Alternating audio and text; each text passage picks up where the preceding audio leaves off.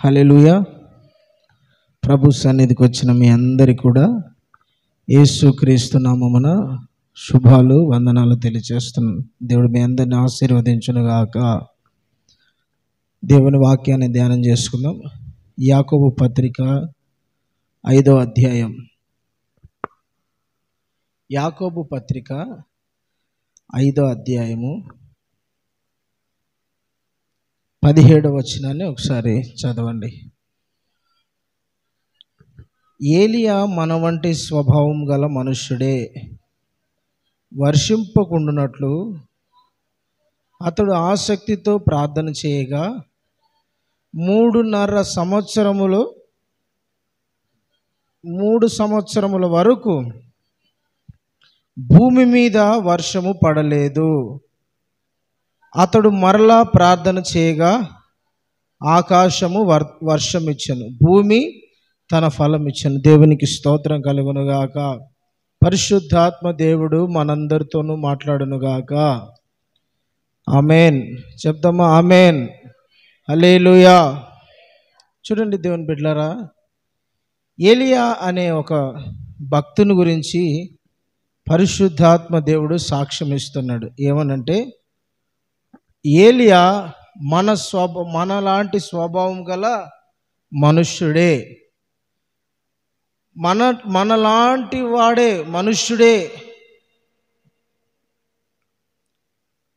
అయితే అతడు విజ్ఞాపన చేసినప్పుడు ప్రార్థన చేసినప్పుడు, దేవుని సన్నిధిలో కూర్చొని విజ్ఞాపన చేసినప్పుడు 3.5 సంవత్సరము భూమి మీద వర్షమైనను మంచైనను పడలేదని దేవుని వాక్యం చెబుతోంది. అతడు మనలాంటి స్వభావం గల మనుష్యుడే. అంటే ఏంటి? అతనికి బాధ ఉంటుంది, అతనికి ఆకలి అవుతుంది, అతనికి సంతోషం ఉంటుంది, అతనికి భయం ఉంటుంది, మనకి ఎలాంటి ఫీలింగ్స్ ఉంటాయో అతను కూడా అలాంటి ఫీలింగ్స్ ఉంటాయి. మనుష్యుడు అతని గురించి పరిశుద్ధాత్మ దేవుడు ఏం రాపిస్తాడు? మనలాంటి స్వభావం గల మనుష్యుడే. అయితే ఆ వ్యక్తి ఆసక్తితో ప్రార్థన చేశాడంట. దేవుని సన్నిధిలో కూర్చొని ఆసక్తితో ప్రార్థన చేశాడంట, విజ్ఞాపన చేశాడంట. ఏమని విజ్ఞాపన చేశాడంట? ఏం ప్రార్థన చేశాడంట? ఇతడు ఆసక్తితో దేవుని సన్నిధిలో కూర్చొని ప్రార్థన చేశాడు. అర్థమవుతుందా నేను చెప్పింది?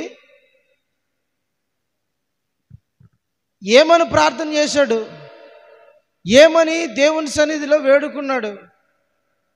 ఏమని దేవుని సన్నిధిలో విజ్ఞాపన చేశాడంటే, ప్రభువా, ఇశ్రాయేలుల ప్రజలు నిన్ను కాకోకుండా బయలుదేవతను ఆరాధిస్తున్నారు, అటు ఇటుగా ఉంటున్నారు. ఆహాబు రాజు తన భార్య అయిన యెజెబెలు ఇద్దరు కలిసి ప్రవక్తలను చంపుతున్నారు, ప్రజలను హింసలు పెడుతున్నారు, ప్రజలను విగ్రహారాధన చేయమని వాళ్ళు పురిగొలుపుతున్నారు, లేకపోతే హింసిస్తున్నారు, లేదంటే ఏదో ఒక రకంగా వాళ్ళను బాధ పెట్టి బయలును పూజించాలని ఇజ్రాయేల్ ప్రజలను ఇబ్బంది పెడుతున్నారు. ప్రభువా, నేను ఒకటి అనుకుంటున్నా. ఏమని అనుకుంటానంటే, భూమి మీద 3.5 సంవత్సరం వర్షం పడకూడదు, మంచు కూడా పడకూడదు, నువ్వు ఓకే అనాలా అని దేవుని సన్నిధిలో కూర్చొని విజ్ఞాపన చేశాడు. దేవుడు చెప్పలే, ఏలియా పోయి వర్షం పడకూడదని ఆహాబుతో చెప్పు అని దేవుడు చెప్పలే. ఇతడే కూర్చొని దేవుని సన్నిధిలో 3.5 సంవత్సరం భూమి మీద వర్షం పడకూడదు ప్రభువా, ఇజ్రాయేల్ దేశం అంతా తడవకూడదు, కనీసం ఆవిరి కూడా, మంచు కూడా పడకూడదు, పంట పండకూడదు, నీటి చుక్క కనపడకూడదు ప్రభు. దేవుని సన్నిధిలో కూర్చొని వ్యక్తి విజ్ఞాపన చేశాడంట, ఆసక్తిగా విజ్ఞాపన చేశాడంట. అడిగాడు దేవుణ్ణి, వర్షం పడకూడదు ప్రభువా. వాక్యం అట్లే కదా, అతడు వర్షింపకుండునట్లు ప్రార్థన చేశాడు. దేవుడు చెప్పి పంపించాల, ఏలియా నువ్వు పోయి ఆహాబుతో ఈ మాట చెప్పు, ఏలియా నువ్వు పోయి యెజబెలుతో ఈ మాట చెప్పు, ఏలియా ఇజ్రాయేల్ ప్రజల దగ్గర పోయి ఈ మాట ప్రకటించు, 3.5 సంవత్సరం వర్షం పడదని నీ దేవుడైన యెహోవా సెలవిస్తున్నాడని చెప్పు అని దేవుడు చెప్పలా. ఇతడు కూర్చొని ప్రార్థన చేశాడు. వర్షం పడకుండా నువ్వు చేయాల్సిందే, వర్షం రాకూడదంతే, 3.5 సంవత్సరం ఆగిపోవాలని దేవుని సన్నిధిలో కూర్చొని ఒకటే విజ్ఞాపన, నువ్వు వర్షం పడకోకుండా చేయాల. మనము సామాన్యంగా వర్షం పడకోకుండా చేయడం ఏంది అసలు? అదేదో 1 రోజు 2 రోజులు, లేదో ఒక 5 నిమిషాలు 10 నిమిషాలు కాదంట. 3.5 సంవత్సరం వర్షం పడకూడదని ప్రార్థన చేస్తున్నాడు. పడకూడదయ్యా వర్షమే. అసలు ఆసక్తిగా దేవుని సన్నిధిలో కూర్చొని ఒకటే మనం అడుగుతానే ఉన్నాడు.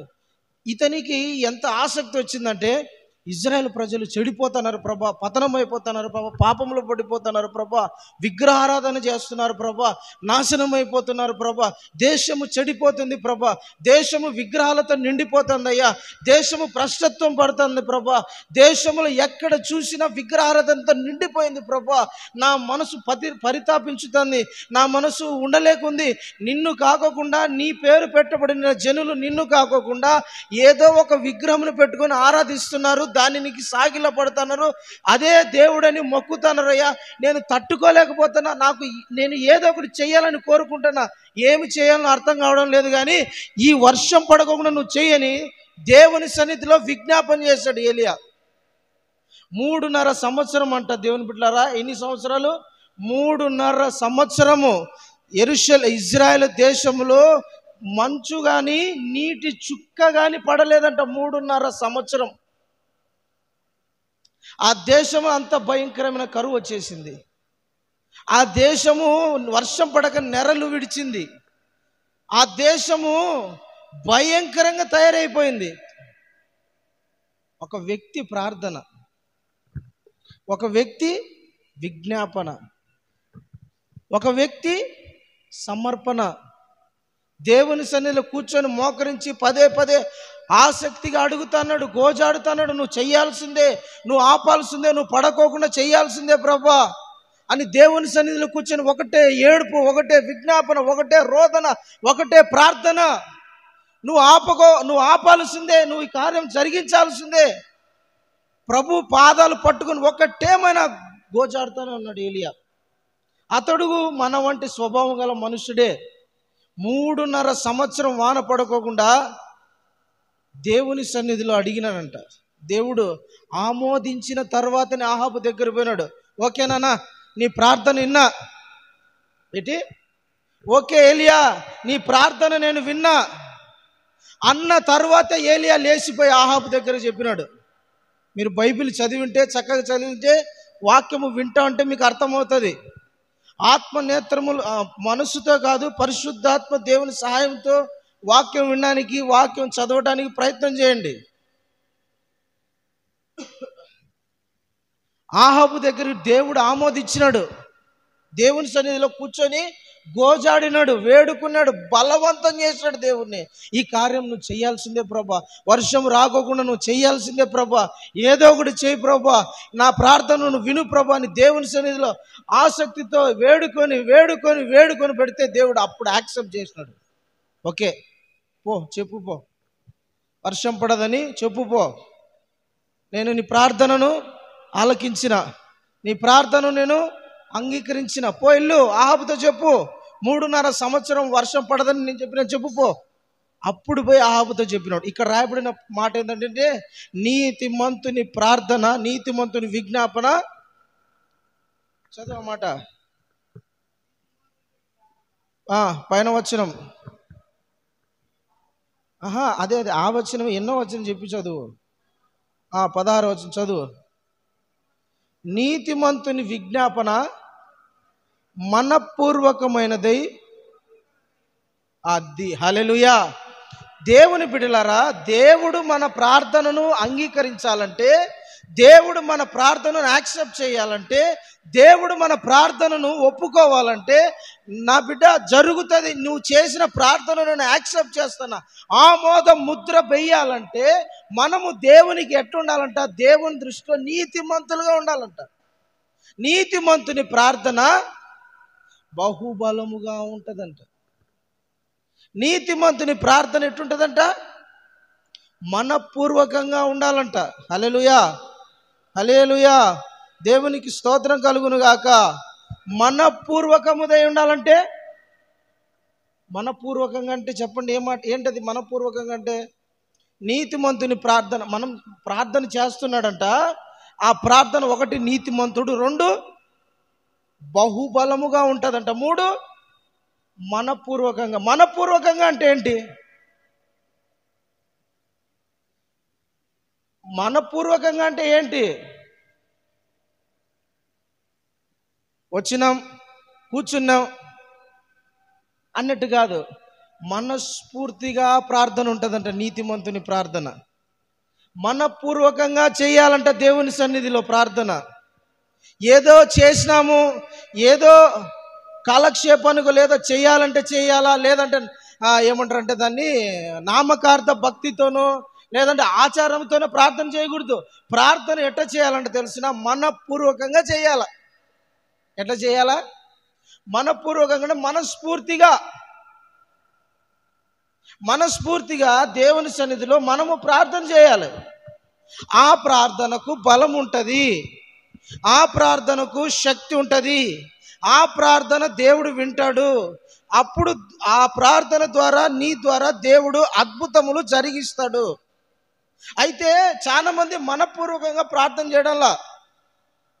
ఇక్కడ క్వశ్చన్ ఏంటంటే, ప్రార్థన విజ్ఞాపన ఎలా చేయాలా, ఎందుకు చేయాలా, ఏ అంశముల గురించి చేయాలా? విజ్ఞాపన ప్రార్థన దేవుని సన్నిధిలో ఎట్లా చేయాలంట ప్రార్థన తెలుసిన? మనపూర్వకంగా ప్రార్థన చేయాలి. దేవునికి స్తోత్రం, హల్లెలూయా, హల్లెలూయా. ప్రార్థన చేయమంటేనే అది మనస్సులో నుంచి రావాల, పెదవుల నుంచి రాకూడదు. ప్రార్థన ఏదో భాషతో ఏదో ఏమంటారంటే బైబిల్లో నుంచి ఏదో మర్మంగా ప్రార్థన చేసినట్టు కాదు. హృదయములో నుంచి మనపూర్వకంగా దేవుని సన్నిధిలో ప్రార్థన చేయాలంట. Praise the Lord. ప్రార్థన చేసేసరికి దేవునికి ఎట్లుండాలంటే నచ్చాలి ఆ ప్రార్థన. ఆ ప్రార్థన ఎప్పుడు దేవుడు మన ప్రార్థన ఎప్పుడు యాక్సెప్ట్ చేస్తారంటే, మన ప్రార్థన దేవునికి నచ్చేటట్టుగా హృదయములో నుంచి దేవుని సన్నిధికి అది వెళ్ళాలి. పెదవులతో చేసే ప్రార్థన దేవుడు వినడు. మనం చెప్పుకున్నాం కదా, పరిసయ్యుడు కూడా ఎట్ట చేసినట్ట ప్రార్థన? పెదాలతో ప్రార్థన చేస్తున్నాడు. సుంకరేమో మనపూర్వకంగా దేవుని సన్నిధిలో ప్రార్థన చేస్తున్నాడు. మన ప్రార్థన దేవుని సన్నిధికి ఇష్టంగా ఉండాలంటే మనపూర్వకంగా వెళ్ళాలి. అప్పుడు మన ప్రార్థన బలముగా ఉంటుంది. ప్రైజ్ ద లార్డ్, హల్లెలూయా. ఏలియా ఆసక్తితో ప్రార్థన చేశాడు, మనపూర్వకంగా హృదయానుసారంగా ఇష్టముతో ప్రార్థన చేశాడు. ఏలియా బలముతో ప్రార్థన చేశాడు. ఏలియా అంట విజ్ఞాపన చేశాడంట. అప్పుడు దేవుడు ఆ ప్రార్థనను విడి 3.5 సంవత్సరము వర్షాన్ని ఆపాడు. మనం కూడా ప్రార్థన చేయాలి, మనం కూడా విజ్ఞాపన చేయాలి. ప్రతిరోజు ప్రార్థన చేయాలి, ప్రతిరోజు విజ్ఞాపన చేయాలి, ప్రతిరోజు దేవుని సన్నిధిలో వేడుకోవాలి, ప్రతిరోజు దేవుని పాదాల దగ్గరికి పోవాలా. పోయినప్పుడు ఎట్టుండాలంటే తెలిసిన, దేవుని దృష్టికి మనం నీతిమంతులుగా ఉండాలంట. రెండోదిగా మన ప్రార్థన మనపూర్వకంగా హృదయానుసారంగా ఉండాలంట. మూడోది మన ప్రార్థన ఎట్టుండాలంట? బలముగా ఉండాలంట. నాలుగోది ఎట్లుండాలంట? మన ప్రార్థన ఆసక్తితో ఉండాలంట. ఏలియా జీవితంలో నుంచి మనం తీసుకున్నప్పుడు మనకు అర్థమవుతుంది. మీరు మరలా ఒకసారి ఇంటికి పోయి ధ్యానం చేసుకోండి దేవుని బిడ్డలారా. మరలా చెప్తాను, గుర్తుపెట్టుకుని. దేవుని మనం ప్రార్థన చేసేటప్పుడు ఒకటి ఎట్లుండాలంట? నీతిమంతుల ప్రార్థన మీద ఆయన చెవులు పెడతాడంట. ఆయన కనుదృష్టి ఉంటుందంట. పాపుల మనవి ఆయన ఆలకించడని వాక్యం చెప్తోంది. పాపుల మనవి ఆలకించడు, నీతిమంతుల ప్రార్థన దేవుడు వింటాడు. Point number 1. పాయింట్ నెంబర్ 2, ప్రార్థన ఎట్టుండాలంట? మనస్ఫూర్తిగా దేవుని సన్నిధిలో ప్రార్థన చేయాల. Point number 3, ఎట్లుండాలంట? మన ప్రార్థనలో బలం ఉండాల. నీతిమంతుని ప్రార్థన బహుబలముగా ఉంటుందంట. మనం చేసే ప్రార్థన బలముగా ఉండాలంట. నాలుగోది ఎట్లుండాలంట? ఆసక్తిగా ఉండాలి. దేవునికి స్తోత్రం, హల్లెలూయా. ఆసక్తి అంటే పిల్లోడు పొద్దునుంచి చదువు చదువు చదువు చదువు చదువు అంటాడు. వాళ్ళ నాన్న ఉన్నట్టు రే బయటికి పోదాం రారా అంటానే బుక్కులు ఇక్కులు అన్నీ ఇసిరి పడేసి డాడీ వెయిట్ అని అప్పటికప్పుడు వాడు డ్రెస్ చేంజ్ చేసుకుని అసలు డ్రెస్ ఏంలా పాడాడి పోదాం పడాడి ఎక్కడ పోదాం డాడీ అంటాడు. ఆడు ఉంటారా ఒక నిమిషం, ఒక 5 నిమిషాలు ఫేస్ వాష్ చేసుకొని వస్తా, లేదంటే ఏదో నాన్న చెప్తా ఉంటాడు. ఒక 5 నిమిషాలు 10 నిమిషాలు లేడు, వీడు కాసుకొనే ఉంటాడు. సర్రని పోయి నాన్నకన్నా ముందుగానే పోయి బండి దగ్గర ఉంటాడు, బైక్ దగ్గర. ఏమరా అంటే డాడీ నువ్వు బయటికి పోదామన్నావు కదా డాడీ, అది దాన్ని ఏమంటారు చెప్పండి? ఆసక్తితో ఉన్నాడు. మా నాన్న ఎప్పుడు పిలిచకపోతాడా, మా నాన్నతో నేను ఎప్పుడు బయట తిరుగుదామా, మా నాన్నతో నేను ఎప్పుడు అట్లా బయటికి వెళ్ళొద్దామా అని వాని హృదయం అంతా ఆసక్తితో నిండిపోయింది. మా నాన్న బయటికి పిలిచకపోతా అన్నాడు, నేను పోవాలి అని. మనము కూడా దేవుని సన్నిధిలో ఎట్లా ప్రార్థన, ఆసక్తితో నువ్వు ప్రార్థన చేయి, నువ్వు చెయ్యి. అప్పుడు ప్రార్థన చెయ్యవు. మొహమాటంతోనో చెయ్యమన్నారు కదా అని చెయ్యాలనో, అర్థమవుతుందా? మొహమాటంతోనో వాళ్ళు ఏదో చేయమన్నారని ప్రార్థన చేయాల్సి వస్తుంది. ఆసక్తితో రాదు అప్పుడు ప్రార్థన. దేవుని బిడ్డలారా, మనం దేవుని సన్నిధిలో పోయేసరికి ఆసక్తితో పోవాలి, ఆసక్తితో ప్రార్థన చేయాలి. ఇంకోటి మన ప్రార్థన ఎట్టుండాలంట, బలముగా ఉండాలంట. దేవుని సన్నిధిలో బలమైన ప్రార్థన, మనం దేవుని సన్నిధిలో బలముగా ప్రార్థన చేయాలి. దేవుని సన్నిధిలో పోయేసరికి ఏదో నామకార్థంగా పోయి ప్రార్థన చేసి వచ్చినాం అట్లా కాదు. మన ప్రార్థన ఎట్టుండాలంటే దేవుని సన్నిధిలో పోయి బలంగా కనపడాలి. ఇప్పుడు ఎవరి దగ్గరైనా పోలీసు వాళ్ళు మనకి ఏదైనా సమస్య వచ్చింది అనుకోండి, చిన్న చిన్న కారణాలే ఇది ఏందో పక్కపో అంటారు, ఒక బలమైన కారణం చెప్పు అంటారు. ఇది ఒక బలమైన కారణం చెప్పు అంటారు. సార్ మా అమ్మ కొట్టింది, మా నాన్న కొట్టినాడే, ఏం పక్కవా అంటారు. ఏదైనా బలమైన కారణం చెప్పురా, కేసు తీసుకుంటా ఉంటారు కదా. బలమైనదంటే ఏంటి చెప్పండి? బలంగా ఉండాలి. దేవుని సన్నిధిలోకి మన ప్రార్థన ఎట్టు ఉండాలంటే బలముగా ఉండాలి. హల్లెలూయా, హల్లెలూయా. మన ప్రార్థనలో బలంగా ఉండాలంటే అది ఎట్లా, ఏంటి బలము? అవ్వా మన అవసరాల కోసం చెప్పుకోవడం కాదు. అవ్వా నేను మంచిగా ఒక మంచి వాచ్ కొనాలనుకుంటున్నా, మంచి బైక్ కొనాలనుకుంటున్నా, లేదంటే ఏదో మన అవసరాలు అట్లా కాదు. మన ప్రార్థనలో ఒక బలమైన ప్రార్థన ఉండాలి.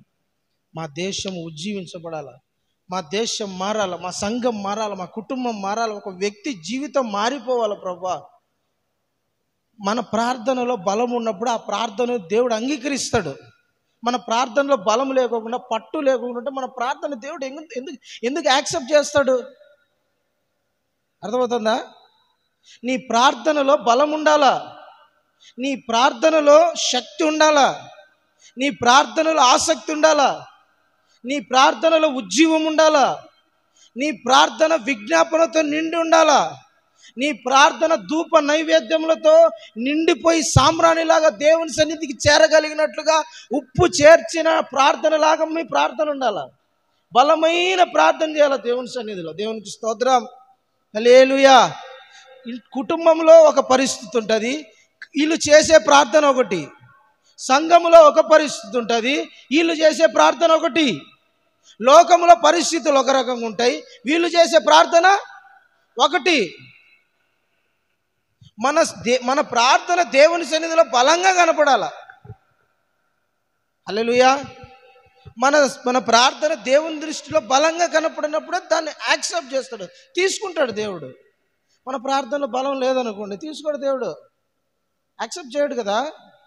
మన ప్రార్థనలో బలం ఉండాలి, బలం ఉన్నప్పుడే మన ప్రార్థన దేవుడు యాక్సెప్ట్ చేస్తాడు.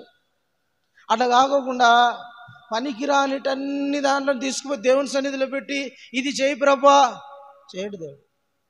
మన ప్రార్థన ఎట్లుండాలంట, ఒక బలమైన ప్రార్థన. నీతిమంతుని ప్రార్థన బలంగా ఉంటుంది. హల్లెలూయా, హల్లెలూయా. ఆ వ్యక్తి మార్పు కోసం, ఇప్పుడు ఒక వ్యక్తి మారాల, మార్పు కోసం ప్రార్థన చేయకుండా ప్రభు ఆ వ్యక్తిని ఆశీర్వదించు, ఆ వ్యక్తిని ప్రభు దీవించు, ఆ వ్యక్తి ఇది కాదు, ఆ వ్యక్తిని మారు మనసు తీసుకురా. ఏ ప్రార్థన, దేంట్లో బలం ఉంటే చెప్పండి? ఒక వ్యక్తి మార్పు కోసం ప్రార్థన చేయడము బలంగా ఉంటుందా, లేదా ఒక వ్యక్తి ఆశీర్వాదం కోసం చేసే ప్రార్థన బలంగా ఉంటుందా?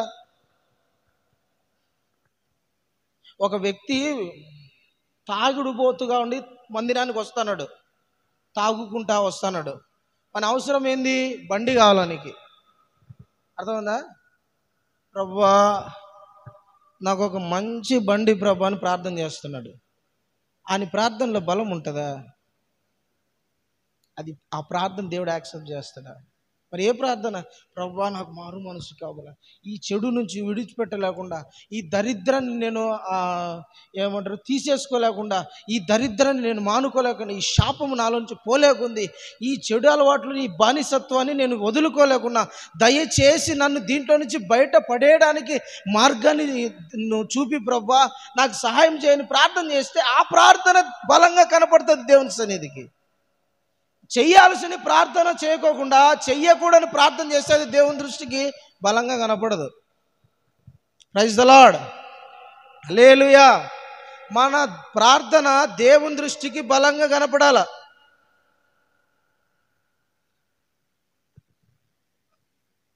మన ప్రార్థన దేవుని దృష్టికి బలంగా కనపడాల. అప్పుడు ఆ ప్రార్థనను దేవుడు యాక్సెప్ట్ చేస్తాడు. ఏలియా దేవుని సన్నిధిలో చేసింది అదే. ఒక బలమైన కారణం ఉంది దేవుని యాక్సెప్ట్ చేయడానికి. ఇప్పుడు వర్షం పడకుండా 3 సంవత్సరాలు చేయి ప్రభు అంటే దేవుడు యాక్సెప్ట్ చేస్తాడా? చేస్తాడా? చెప్పండి, మీరు చెప్పండి. ప్రభా 3.5 సంవత్సరం వర్షం పడకూడదయ్యా, ఆగిపోలే ప్రభా, మంచు కూడా పడకూడదు ప్రభా. ఆ దేశంలో 3.5 సంవత్సరం వర్షం పడకోకుండా ఉంటే ఒక గడ్డి మొక్క కూడా మొలసలేదంట. కరువు, భయంకరమైన కరువు. నదులన్నీ ఎండిపోయినాయి, కాలువలన్నీ ఎండిపోయినాయి, చెరువులు ఎండిపోయినాయి, తాగడానికి నీళ్లు లేవు, పశువులకు గడ్డి లేదు, మనుషులకు తినడానికి తిండి లేదు. ఆ కరువు తట్టుకోలేక మరి ఎందుకు ప్రార్థన చేశాడు? ఆ ప్రార్థనలో బలమైన కారణం ఉందా? ఏంటా కారణం? ప్రజలు మారు మనసు పొందాల, ప్రజలు విగ్రహారాధన నుంచి తిరగాల, ప్రజలు శాపమైన దాంట్లో నుంచి బయటికి రావాలా, ప్రజలు శపించబడిన దాటిని వెంబడిస్తున్నారు, ప్రజలు పాప సంబంధమైన దాంట్లోకి పోతున్నారు. కాబట్టి ప్రభు వీళ్ళని రక్షించడానికి ఈ కారణము, దీని ద్వారా వాళ్ళని రక్షించు ప్రభు అని ప్రార్థన చేశాడు. ఆ ప్రార్థనలో బలం ఉంది కాబట్టి యాక్సెప్ట్ చేశాడు. దేవునికి స్తోత్రం. అట్లనే మన ప్రార్థనలో కూడా దేవునికి న్యాయం కనపడాల, మన ప్రార్థనలో బలము కనపడాల, మన ప్రార్థనలో ఆసక్తి కనపడాల, మన ప్రార్థనలో మనపూర్వకంగా మనం చేసే ప్రార్థన దేవునికి కనపడాలి. అప్పుడు ఆ ప్రార్థన దేవుడు వింటాడు. ప్రైజ్ ద లార్డ్, హల్లెలూయా, హల్లెలూయా. మనము దేంట్లో గురించి ప్రార్థన చేయాలా? దేవుని బిడ్డలంగా, దేవుని రక్తంతో కొనబడిన బిడ్డలంగా, దేవుని మనము లోకంలోంచి ప్రత్యేకించబడిన బిడ్డలంగా మనము దేనికోసం విజ్ఞాపన చేయాలి? దేంట్లో కోసం ప్రార్థన చేయాలి? ప్రార్థన చేయమంటే ప్రభువా మా ఇంటిని ఆశీర్వదించు, వాళ్ళ ఇంటిని ఆశీర్వదించు, వీళ్ళింటిని ఆశీర్వదించు. నీతిమంతుని ప్రార్థన ఎప్పుడు ఇట్లుండకూడదు. ఎట్లుండాలి? నీతిమంతుని ప్రార్థన ఎప్పుడు కూడా ఇట్లుండకూడదు. నీతిమంతుని ప్రార్థన ఒక ప్రత్యేకమైనదిగా కనపడాల. నీతిమంతుని ప్రార్థన దేవునికి ఒక స్పెషల్గా కనపడాల. నీతిమంతుని ప్రార్థన దేవునికి అంగీకారంగా కనపడాల. ఒకటి గుర్తుపెట్టుకోండి, ఆదికాండము మీకు తెలుసు కదా, 18వ అధ్యాయంలో అబ్రహాము ఒక వ్యక్తి గురించి వేడుకుంటాడు. అబ్రహాము ఒక వ్యక్తి గురించి దేవుని సన్నిధిలో విజ్ఞాపన చేస్తాడు, బ్రతిమలాడుకుంటాడు. ఎవరు ఆ వ్యక్తి? చెప్పరే, ఎవరు ఆ వ్యక్తి? అబ్రహాము ఒక వ్యక్తి, ఆ వ్యక్తి కుటుంబం గురించి దేవుని సన్నిధిలో మోకరించి, దేవుని సన్నిధిలో ఒకటేమైనా విజ్ఞాపన చేస్తున్నాడు, అడుగుతున్నాడు. ఒకటేమైనా బ్రతిమలాడుకుంటున్నాడు. తెగించి శోధించి అడుగుతున్నాడు. తెలిసిన దేవుణ్ణి శోధిస్తున్నాడు. శోధించడం అంటే ఒకసారి చెప్పినాడు, ప్రభా ఆ ఊర్లో 50 మంది ఉంటే రక్షిస్తావా? రక్షిస్తానన్నా. ప్రభా మరి 20 మంది ఉంటే రక్షిస్తా, 10 మంది ఉంటే రక్షిస్తా, 5 మంది ఉంటే ఎట్లుంటుంది చెప్పండి అసలు? విసిగిచ్చి అయినా సరే రక్షిస్తావా లేదా? ప్రభు పాదాలు పెట్టుకొని అడుగుతాడు, ఒకటే మన విజ్ఞాపన చేస్తున్నాడు. ఎవరి గురించి అంటే లోతు గురించి దేవుడు అబ్రహాము ప్రార్థన చేస్తున్నాడు, విజ్ఞాపన చేస్తున్నాడు. ఎందుకు లోతు గురించి అబ్రహాము విజ్ఞాపన చేస్తున్నాడు దేవుని సన్నిధిలో? ఎందుకోసమని లోతు గురించి అబ్రహాము దేవుని సన్నిధిలో అంతగా బ్రతిమలాడుకుంటున్నాడు? ఇంకోటి అన్నాడు, బూడిద వంటి వాడిని ప్రభా, తెగించి మాట్లాడుతున్నా ప్రభా, దయచేసి నా ప్రార్థన విను ప్రభా, ఆలకించు ప్రభా, ఇదొకసారి నా మొర విను ప్రభా, ఏదో ఒక రకంగా ప్రభా ఆ ఊర్లో ఉండే గ్రామంలో ఉండే వాళ్ళని రక్షించు ప్రభా అని దేవుని సన్నిధిలో అబ్రహాము దేవుణ్ణి బ్రతిమలాడుకుంటున్నాడు, కాళ్ళు పట్టుకుంటున్నాడు. ఎప్పటి వరకంట? సాయంత్రము పొద్దుగూకే వేళ వరకు.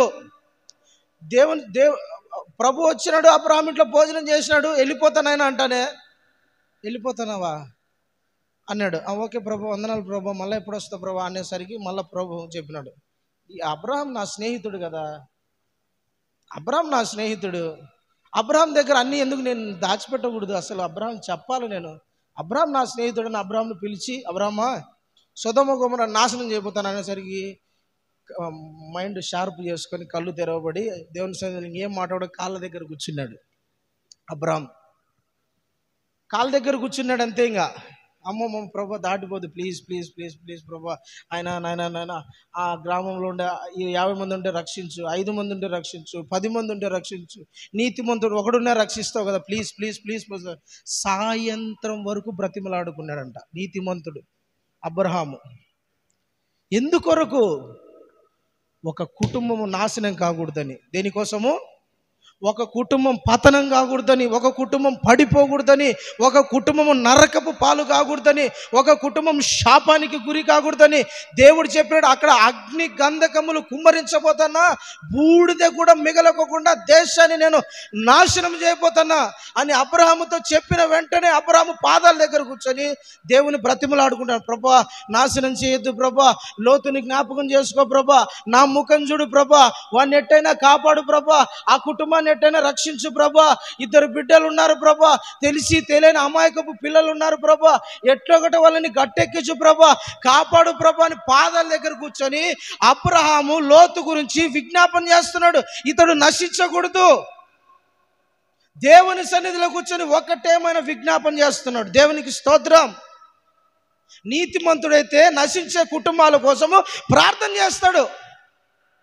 కుటుంబము నాశనం కాకూడదు, కుటుంబము అగ్ని గంధకాలకు అంటే నరకానికి వెళ్ళకూడదు, శాపానికి గురి కాకూడదు. ప్రభా ఆ కుటుంబాన్ని కాపాడు, ఆ కుటుంబాన్ని నిలబెట్టు, ఆ కుటుంబాన్ని రక్షించు, ఆ కుటుంబం కోసం నీ పాద సన్నిధిలో నన్ను నేను తగ్గించుకుంటానా, బూడిదైపోతానా, దయచేసి ఆ కుటుంబాన్ని కాపాడు ప్రభా, శపించబడకూడదు ప్రభా అని దేవుని సన్నిధిలో నీతిమంతుడు విజ్ఞాపన చేస్తాడు. దేవునికి స్తోత్రం. ఇప్పుడు చెప్పండి, అబ్రహాము ప్రార్థన దేవుడు విన్నాడా లేదా? విన్నాడా లేదా? విన్నాడా వినలేదా? వినేం చేశాడు? లోతు కుటుంబానికి దేవుడు ప్రభు పోయాడు. లోతు కుటుంబానికి దగ్గర ప్రభు పోయి లోతు కుటుంబాన్ని ఆ దేశంలోంచి బయటికి తీసుకొచ్చాడు. నీతిమంతుని విజ్ఞాపన బహుబలముగా ఉండాలంట, మనపూర్వకంగా ఉండాలంట, ఆసక్తిగా ఉండాలంట. దేవుని బిడ్డలారా, ఎన్నో కుటుంబాలు పతనం అయిపోతున్నాయి, శపించబడుతున్నాయి. లోతు నీతిమంతుడే కదా, కానీ లోతు కుటుంబాన్ని కూడా దేవుడు నాశనం చేయడానికి పోయినాడు. అంటే చాలా మంది నీతిమంతులే అని పిలువబడుతున్నా నీతిమంతులు కూడా నశించే రోజులు ఇవి. ఏంటంట? నీతిమంతులైనా ప్రభు రక్తముతో కడగబడి మారు మనసు పొంది సంఘములో చేర్చబడిన కొంతమంది నరకానికి వెళ్ళిపోతున్నారు. ఈ విషయం మీరు గుర్తుపెట్టుకోవాలి.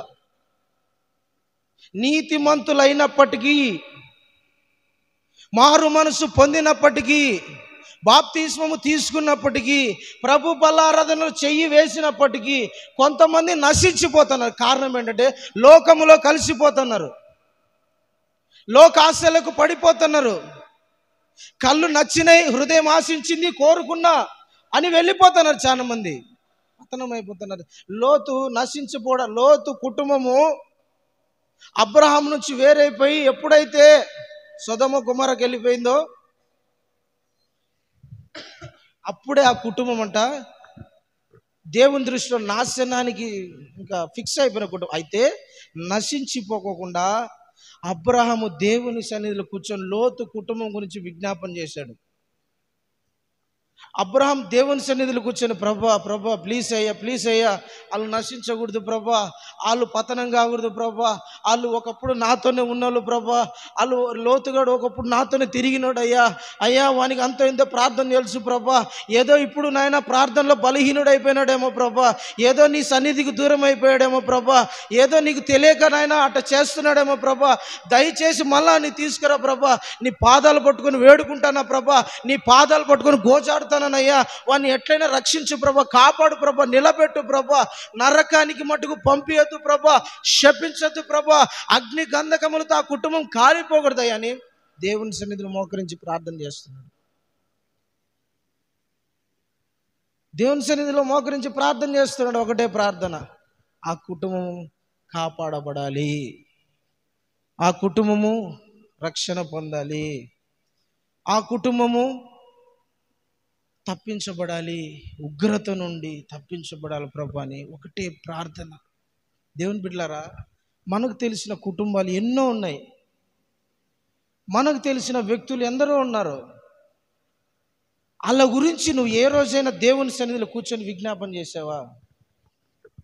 వాళ్ళ గురించి ఏ రోజైనా ప్రభు పాదాలు పట్టుకొని అడిగావా, గోజాడావా, ఆసక్తిగా దేవుని సన్నిధిలో వేడుకున్నావా, నశించిపోకూడదు ప్రభు అని?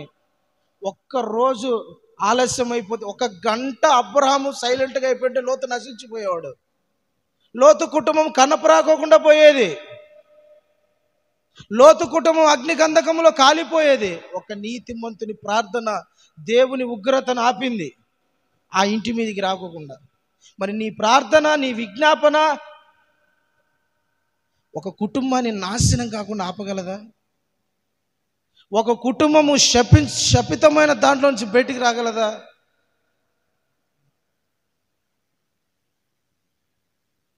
ఒక కుటుంబము,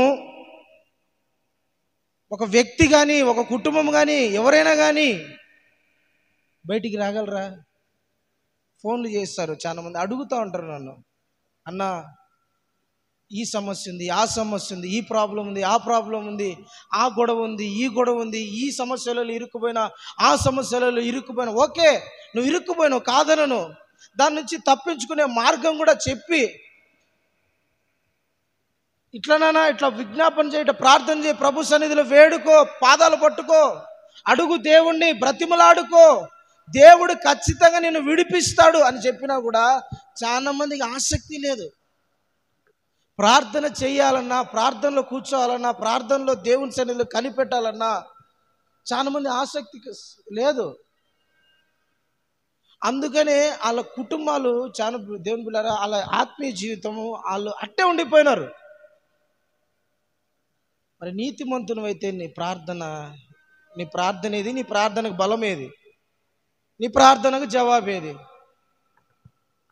నువ్వు ప్రార్థన పరువే, ప్రార్థన పరురాలువే, మరి నీ ప్రార్థన ఏది? నీ ప్రార్థనకు బలమేది? నీ ప్రార్థన దేవుని నీ దృష్టికి బలమైతే ప్రార్థనకు వచ్చిన జవాబేది?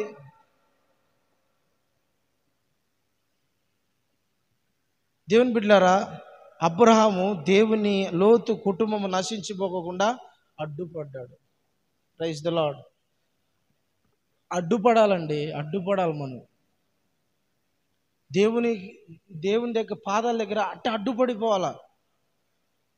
నశించిపోకూడదు ప్రభా, ఎట్లయినా కాపాడయ్యా, ప్లీజ్ అయ్యా, దయచేసి ప్రభా, నశించకూడదు ప్రభా, ఆ బిడ్డ నశించకూడదు, ఆ కుటుంబం నశించకూడదు, ప్లీజ్ ప్రభా, కాపాడు ప్రభా, రక్షించు ప్రభా. ఎక్కడో ఒక సాక్ష్యం విన్నది అని పిల్లరా, ఒక వ్యక్తి గురించి అంట, అతని ఫ్రెండ్ రక్షణ కోసం 40 సంవత్సరాలు ఏకదాటి ప్రార్థన. ఒక వ్యక్తి రక్షణ కోసము ప్రార్థన పరుడు 40 సంవత్సరాలు చేసినాడంట. 40 సంవత్సరాలు. ఆయన పేరు ఏదో మర్చిపోయాను, టక్కని గుర్తు రావడం లేదు. 40 సంవత్సరాలు చేశాడు ప్రార్థన దేవుని సన్నిధి, ఒకటే ప్రార్థన, ఆ వ్యక్తి మారాలి ప్రభా, ఆ వ్యక్తి రక్షించబడాలి ప్రభా, ఆ వ్యక్తి కాపాడబడాలి ప్రభా, యవనస్తుడు ప్రభా, అయ్యా నరకానికి పోతాడు ప్రభా, నిన్ను తెలుసుకోకుండా మారు మనసు పొందుకోకపోతే నశించిపోతాడయ్యా, ఆ వ్యక్తిని కాపాడు ప్రభా. 40 సంవత్సరాలు ప్రార్థన చేస్తే 40 సంవత్సరాల ప్రార్థనకు ప్రతిఫలమే ఆ వ్యక్తి మారాడు. హల్లెలూయా, హల్లెలూయా. మనం కూడా దేవుని సన్నిధి ఏదో ప్రార్థన చేయాలంటే చేసినట్టు కాదు. ఎందుకు ప్రార్థన చేయాలా? ప్రార్థన చేస్తే దేవుని సన్నిధిలో ఒక బలమైన కారణంతో దేవుని పాదాల దగ్గరికి పోవాలా. ఒక బలమైన కారణంతో ప్రభు పాదాల దగ్గరికి పోయి అడగాల. అడిగినప్పుడు మన ప్రార్థన వింటాడు ఆయన. నీతిమంతుని ప్రార్థన ఆయన ఆలకిస్తాడంట.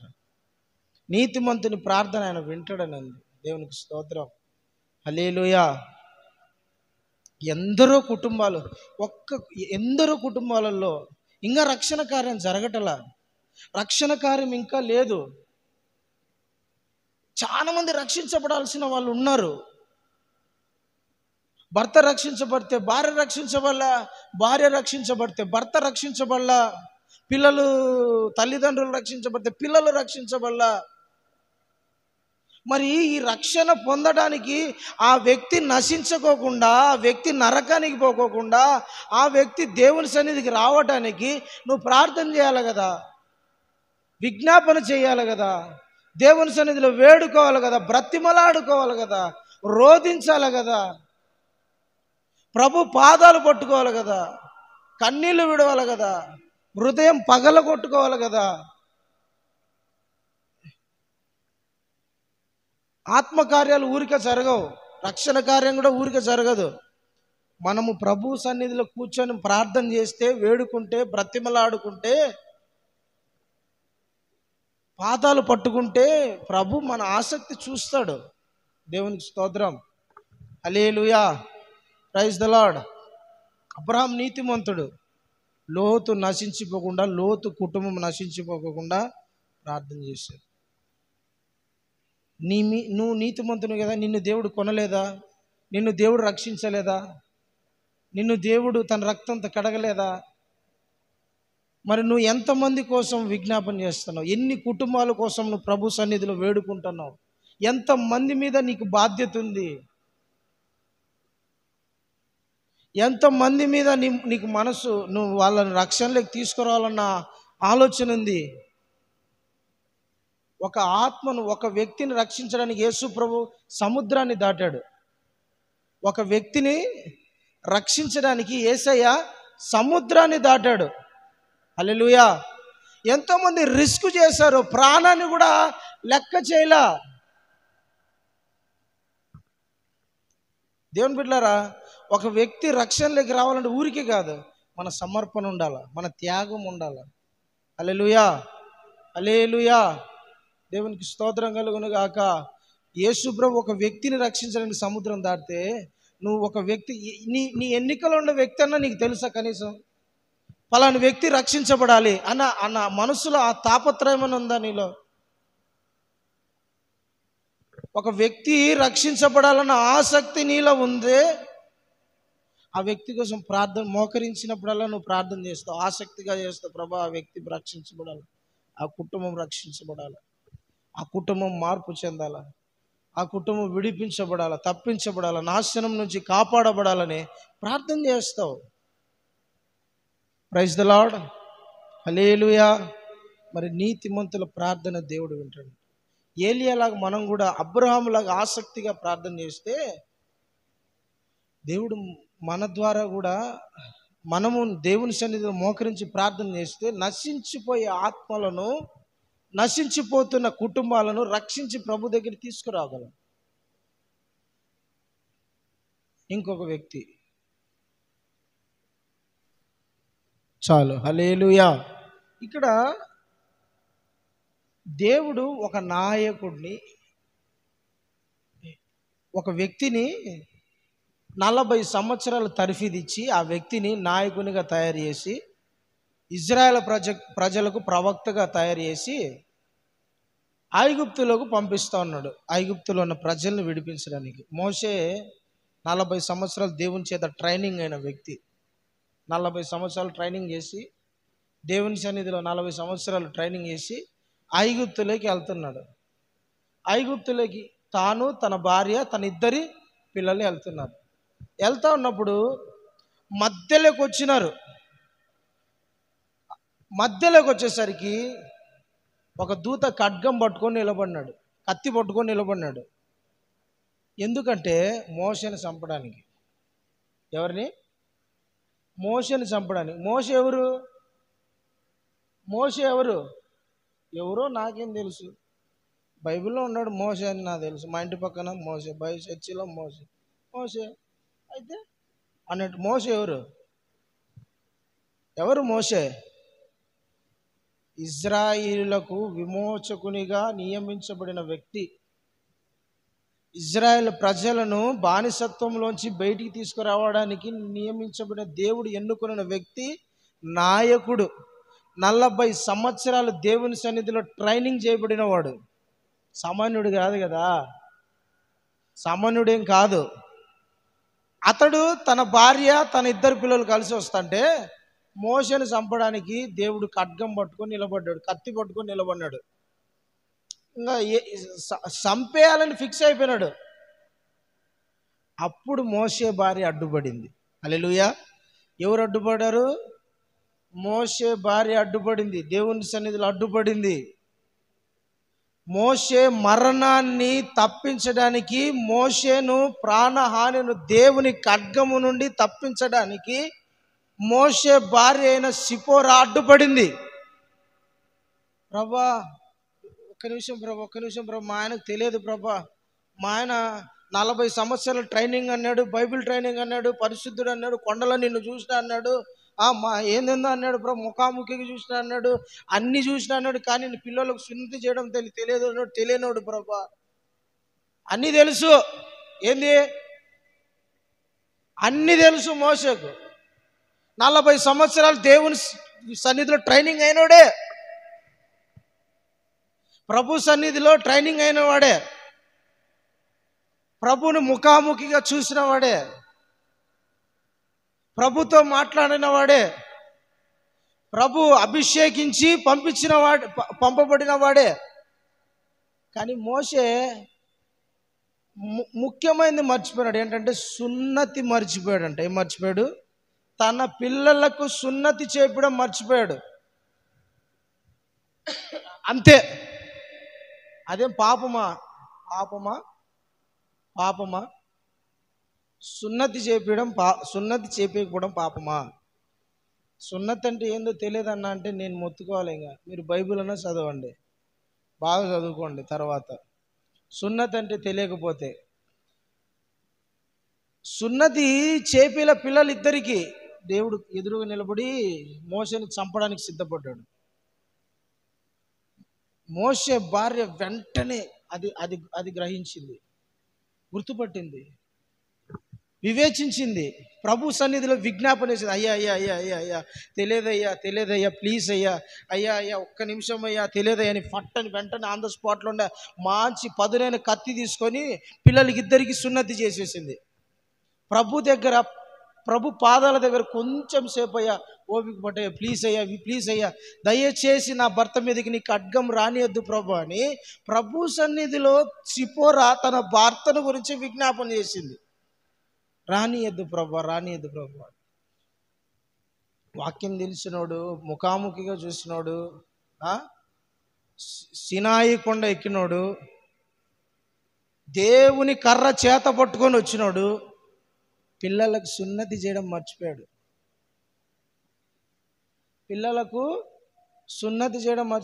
ఈ కాలము సున్నతి అనగా ఏంటో తెలిసినా? ఈ కాలము సున్నతి అంటే ఏంటో తెలిసినా? ఆ కాలం అంటే గోప్యాంగ చర్మము సున్నతి చేయబడి కత్తిరించబడ్డామని అర్థం. ఈ కాలం సున్నతి అంటే తెలిసినా? హృదయం కోయబడాల, హృదయం పగలాల, దేవునితో నిబంధన చేయబడాలా. ఆ కాలము ఈడు ఇజ్రాయెల్ ప్రజలే అనడానికి సున్నతి చేయాలా. ఈ కాలము దేవుని ప్రజలంటే హృదయం కోయబడాల, సున్నతి చేయబడాల. చాలా మంది పిల్లలకు తన తల్లిదండ్రులు సున్నతి చేయడం మర్చిపోయారు.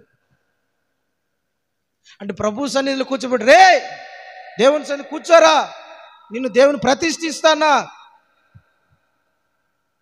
దేవునికి నేను సమర్పిస్తాను. ఈ దినము నుంచి నువ్వు దేవుని జనముగా ఉండాలంటే, దేవుని సొత్తుగా ఉండాలంటే, దేవుని ప్రజలుగా ఉండాలంటే నీకు సున్నతి జరగాల అని వాక్యం. కత్తి అంటే ఏంటి? కత్తిని దేవుని వాక్యంతో పోల్చారు. కత్తిని తీసుకొని కోయాలంట. వాక్యముతో బిడ్డల హృదయాలను కోయాల తల్లిదండ్రులు. ఈ దినము నుంచి ఈడు దేవునికి ప్రతిష్ఠించబడిన వాడు, దేవునికి సంబంధించిన వాడు, దేవుని ప్రజలు అన్న సున్నతి జరగాల. హల్లెలూయా, హల్లెలూయా. చాలా మంది ఈ కుటుంబాలలో జరగటంలా. చాలా మంది కుటుంబాలలో పిల్లలను ప్రభు కోసం ప్రతిష్ఠించాల, ప్రభు కోసం సమర్పించాలా. వీడు దేవుని బిడ్డగా పెరగాల, దేవుని కోసం పెరగాల, దేవుని కోసం పెంచబడాలా. వీడు నాతో పాటుగా వీడు కూడా అభిషేకించబడాలి, ఈ బిడ్డ కూడా అభిషేకించబడాలా అన్న సమర్పణ ఉండదు చాలా మందికి. నేను రక్షణ పొందిన పిల్లలు ఉంటే పోతేయం, ఆడు పెద్ద పాపాత్ముడే, దుర్మార్గముడే, దొంగై, తాగుడుపోతాడై, వ్యభిచారై నీ మీద ఎదురు తిరిగి అప్పుడు తెలుస్తుంది నీకు. ఓహో, నా పిల్లప్పుడే నేను వాక్యమును నా బిడ్డకు నేర్పించింటే బాగుండింది కదా. నా బిడ్డను నేను దగ్గర కూర్చోబెట్టి వాక్యం నేర్పించింటే ఆ రోజే దేవునికి విధేయుడయ్యేదు, నాకు లోబడి ఉండేవాడు కదా. ఇప్పుడు నేను ఇప్పుడు నేను ఎన్ని చేసిన వాడు వింటాడు. వానికి పిల్లప్పటి నుంచి వానికి గుర్తు ఏంటంటే, వీడు అన్యజనుల్లో కలవడు. ఇజ్రాయెల్ ప్రజలు అన్యజనులు కాదు, ఎందుకంటే సున్నతి చేసిల్లా. ప్రపంచంలో ఏడైనా ఉండని ఈయనకి గుర్తొచ్చేది ఏంది? శరీరం మీద కత్తి పడింది, కోయబడింది. అమ్మో, నేను అన్యజనులు కాదు, నేను దేవుని ప్రజలు. దేవుడు నన్ను చూస్తాడు, దేవుడు నన్ను గమనిస్తాడు. నేను ప్రత్యేక భయం, ఒంటి నిండా భయం ఉంటుంది. వాక్యమే గుర్తొస్తూ ఉంటుంది వానికి. ఎందుకంటే వాని చర్మం మీద ఏమడింది? తెగింది. అందుకు దేవుని బిడ్డ వాక్యాన్ని ఎప్పుడైతే తన తల్లి కానీ తండ్రి కానీ దగ్గర కూర్చోబెట్టుకుని పిల్లప్పటి నుంచే వాక్యము నేర్పిస్తాడో వానికి భయం ఉంటుంది, వానికి దిగులు, వానికి ఏమంటారంటే లోబడే తత్వం ఉంటుంది, ప్రేమించే తత్వం ఉంటుంది, దేవునికి భయపడే తత్వం ఉంటుంది. వాక్యము చేత నువ్వు సున్నతి అంటే హృదయాలలో నింపలేదంటే వాడు పెద్దయినాక నీకు లోబడడు. హల్లెలూయా, దేవునికి స్తోత్రం కలుగును గాక. ఆమేన్. తన బిడ్డ, తన తల్లి, తన తండ్రి, తన భర్తకు అడ్డుపడింది సిపోరా. చాలా మంది కుటుంబాలు చూడండి, అతని నీతిమంతుడే, ప్రార్థనాపరుడే, మోషే ప్రవక్తే, గొప్పవాడే, కానీ పిల్లలకు సున్నతి చేయలేదన్న ఒక కారణంతో దేవుడు కత్తెత్తుకొని వచ్చినాడు. దేవుని బిడ్డలారా, ఒక్కొక్కసారి మన కుటుంబాలలో ఏదో కొన్ని విషయాలలో పొరపాట్లు జరుగుతూ ఉంటాయి. అది ఇప్పుడు నేను కొన్ని కుటుంబాలకు వెళ్తూ ఉంటాను. పిల్లలు తల్లిదండ్రులు ఇప్పుడు తల్లి మాట వింటే తండ్రి మాట విన్నారు, తండ్రి మాట వింటే తల్లి మాట విన్నారు. ఆపోజిట్ ఏదో ఒక రకంగా ఉంటుంది.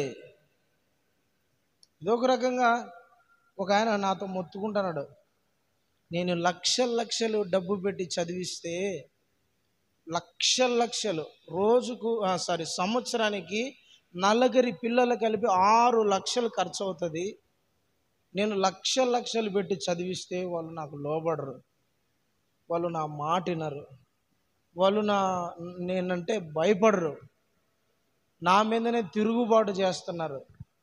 కానీ వదిలేద్దామంటే కన్న పిల్లలు, వాళ్ళని దూరం చేసుకోలేను, ఏం చేయాలో నాకు అర్థం కావడం లే అని ఒకటేమైనా బాధపడుతున్నాడు. అట్లా ఏదో ఒకటి జరుగుతూ ఉంటాయి. అయితే నేను అనేది ఏంటంటే, వాళ్ళ మార్పు కోసమైనా నువ్వు దేవుని సన్నిధిలో విజ్ఞాపన చేయాలి, రోధించాలి. దేవునికి స్తోత్రం. హల్లెలూయా, హల్లెలూయా. దేవుని బిడ్డలారా, ఒక తల్లి గురించి నేను చెప్తాడు.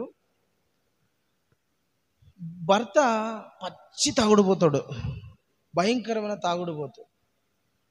తాగి ఇంటికి డబ్బు కూడా సరిగ్గా ఇచ్చేవాడు కాదు, సరిగ్గా ఇంటికి కూడా డబ్బు ఇచ్చేవాడు కాదు.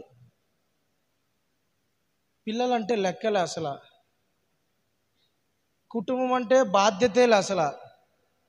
ఏదో ఇంకా తాగుతాడు, ఇష్టం వచ్చినట్టు అన్నం ఉంటా అంటాడు. ఎప్పుడో సాయంత్రం, ఎప్పుడు నైట్ ఎప్పుడో ఇంటికి వస్తాడు, తింటాడు, మళ్ళీ పొద్దున పనికి పోతాడు, సాయంత్రం ఫుల్ తాగేస్తాడు, డబ్బంతా అయిపో కొడతాడు. భార్య తన మార్పు కోసము మందిరములో ప్రతి ఉపవాస ప్రార్థనకు మోకరించేది, సంపూర్ణ ప్రార్థనకు మోకరించేది, గృహదర్శన ప్రార్థనలో మోకరించేది. మోకరించి ఏం చెప్పేది తెలుసిన? ప్రతి ప్రార్థనలో భర్త గురించే ప్రార్థన ఉంటుంది.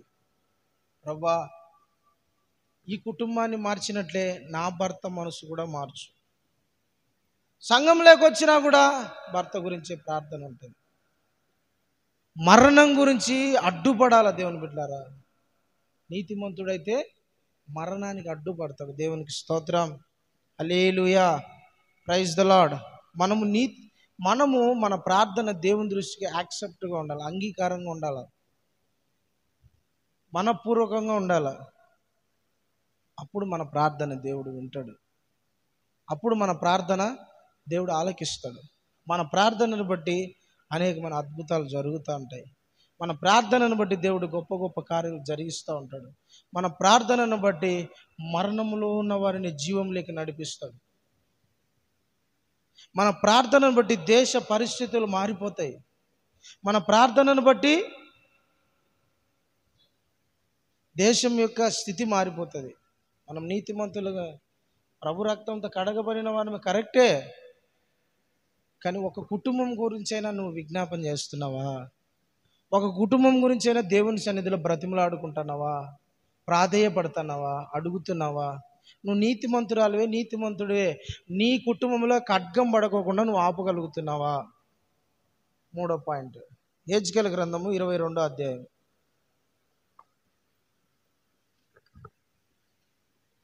హెజ్కేలు గ్రంథము 22వ అధ్యాయము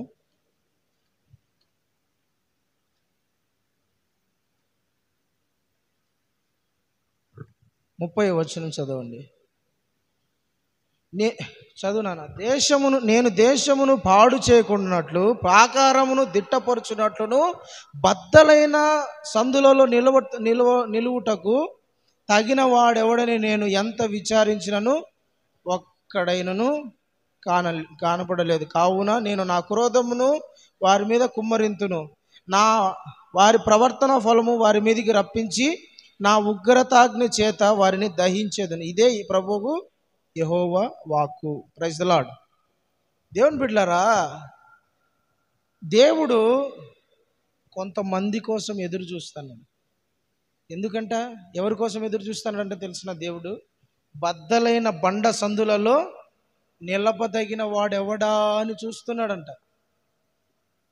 బద్దలైన బండ సందులలో నిలబదగిన వాడెవడా అని చూస్తున్నాడు. నిలిచి ఏం చేయాలంటే తెలిసిన? ప్రాకారములను దిట్టపరచుటకును ఏం చేయాలంట? ప్రాకారములను దిట్టపరచుటకు అంటే దేవుని దేశమును కాపాడటానికి. ప్రాకారములను దిట్టపరచడానికి. దిట్టపరచడం అంటే బలపరచడం అని అర్థం. బలపరచడం అని అర్థం. దేశం యొక్క ప్రాకారములను దేశం యొక్క కాదు, ప్రాకారములను దిట్టపరచడానికి బండ సందులలో నిలబడాలంట.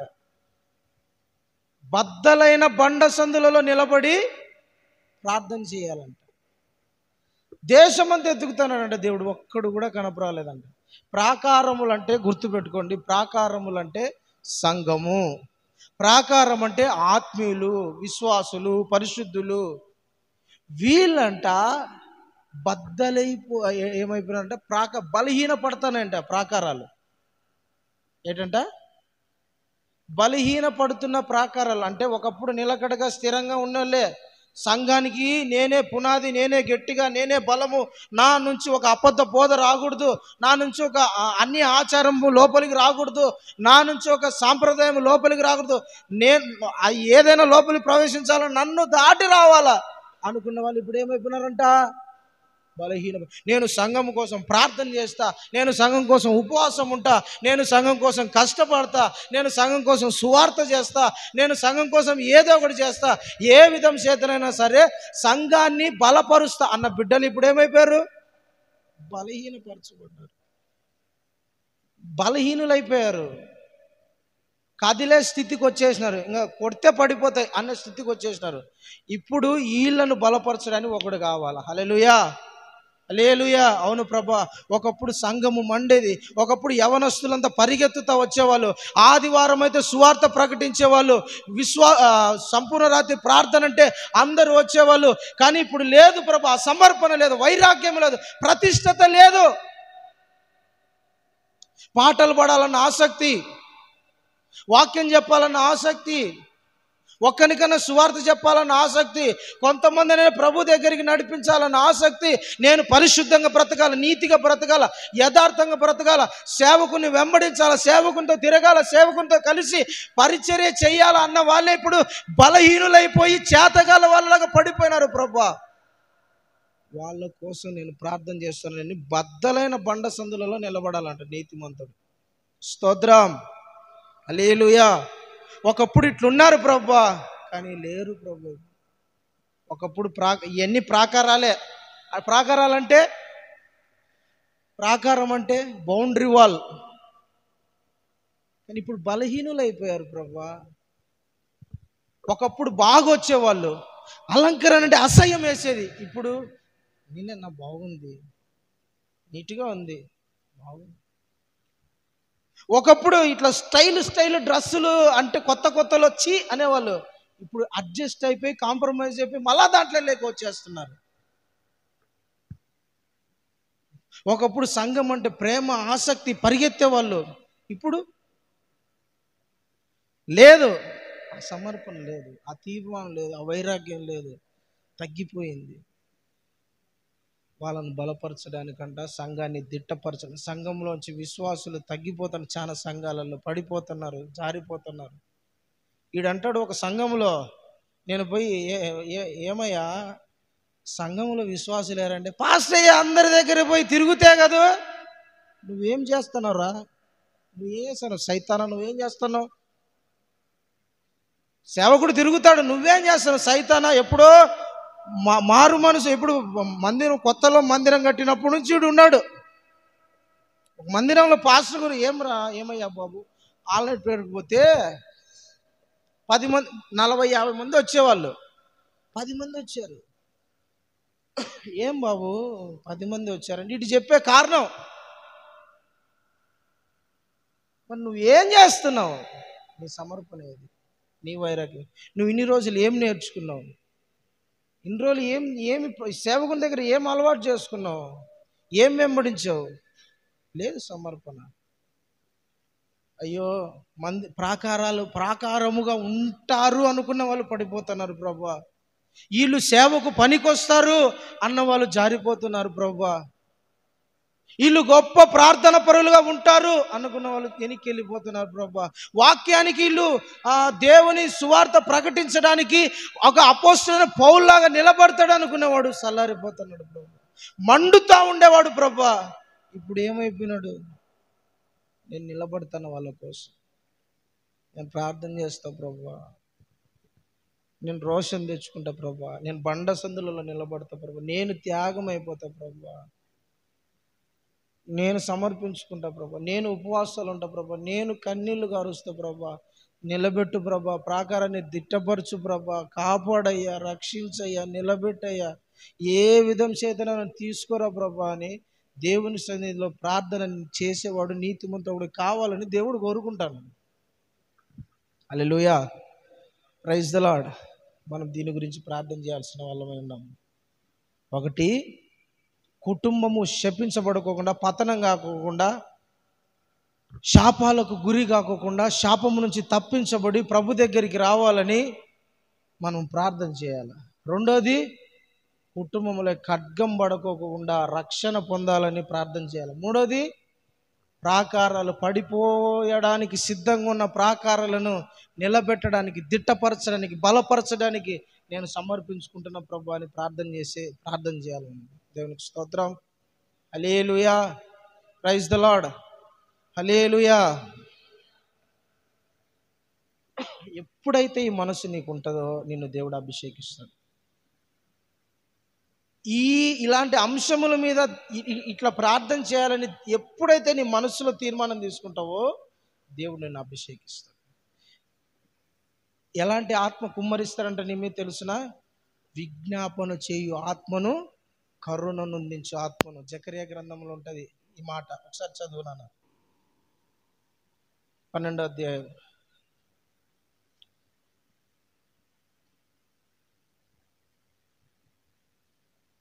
10వ వచనం.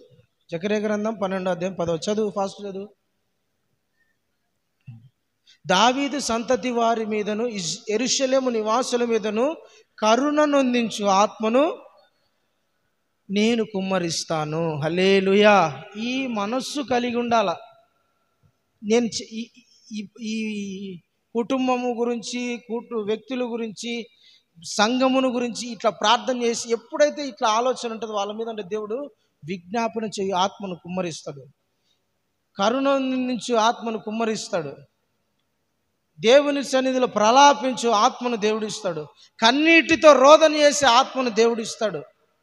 గంటలు గంటలు ప్రభుతో సహవాసం చేసి ప్రభు మనసు తెలుసుకొని ప్రార్థన చేసే మనసు ఇస్తాడు. హల్లెలూయా. హల్లెలూయా. నీకు ప్రార్థన మీదనే ఆసక్తి లేకుంటే, ప్రార్థన చేయాలన్న ఇంట్రెస్టే నీకు రాకపోతే దేవుడు నీ మీద ఎందుకు ఆత్మను కుమ్మరిస్తాడు? నీకు ఈ మనసు ఉండాలి దేవుని బిడ్డలారా. హల్లెలూయా. ఈ మనసు నీకు ఉండాలి. ఏ మనసు? నేను ప్రార్థన చేయాలని, నేను దేవుని సన్నిధిలో కూర్చోాలి, విజ్ఞాపన చేయాలి, దేశము గురించి చేయాలి, సంఘాన్ని గురించి చేయాలి, కుటుంబాల గురించి చేయాలి, వ్యక్తుల గురించి చేయాలి. దేశమును కాపాడే ఆత్మీయ స్థితి నాకు రావాలని ప్రార్థన చేయాలి. అలాంటి ఆత్మను నువ్వు పొందుకోవాలా. ఏలియాలాగా ప్రార్థన చేయాలి. అతడు కూడా మన వంటి స్వభావం గల మనుషుడే, కానీ ప్రార్థన చేస్తే ఏమైందంట? 3 సంవత్సరాలు వర్షం పడడం ఆగిపోయింది. 3 సంవత్సరాలు వర్షమే పడలే అసలు. మనం ప్రార్థన చేస్తే ఒక కుటుంబం మారాలి. మనం ప్రార్థన చేస్తే తాగుడుబోతులు మారాలి. మనం ప్రార్థన చేస్తే భయంకరమైన పరిస్థితుల్లో ఉండే వాళ్ళు మారాలి. మనము ప్రార్థన చేస్తే బలహీనులు బలపరచబడాలి. మనము ప్రార్థన చేస్తే పడిపోవడానికి సిద్ధంగా ఉన్న ప్రాకారాలు దిట్టమైపోవాలి. అలాంటి కృప దేవుడు మనకి ఇచ్చునుగాక, ఆత్మతో నింపునుగాక, అభిషేకించునుగాక, పరిశుద్ధాత్మ అభిషేకంతో మనం నింపబడదుము గాక. దేవునికి స్తోత్రం కలుగునుగాక. ఆమేన్. హల్లెలూయా. హల్లెలూయా. అట్లా మనము ప్రార్థన చేయాలి దేవుని బిడ్డలారా. ఏలియా లాంటి ప్రార్థన ఆత్మ మనకు కావాలా. నేను కూడా అంత ఆసక్తిగా చేయాలి ప్రభా. నేను కూడా అంత తీవ్రత కలిగి ప్రార్థన చేయాలి ప్రభా. ప్రార్థన అంటేనే నాకు హుషారు రావాలి. ప్రార్థన అంటే నాకు ఆసక్తి రావాలి. ప్రార్థన అంటేనే నాకు సమర్పణ రావాలి. ప్రార్థన అంటేనే నాకు మెలకు వచ్చేయాలి. ప్రార్థన అంటేనే ఎప్పుడెప్పుడు మోకరించాలన్న తీర్మానం లేక నేను రావాలయ్యా. ప్రార్థన అంటేనే చల్లారిపోయే స్థితిలో నేను ఉండకూడదు ప్రభా. ఇతరులను నేను బలపరచాలి, అభిషేకించున్నాను ప్రార్థన చేయండి. దేవుడు అట్టి కృప మీకు అనుగ్రహించునుగాక.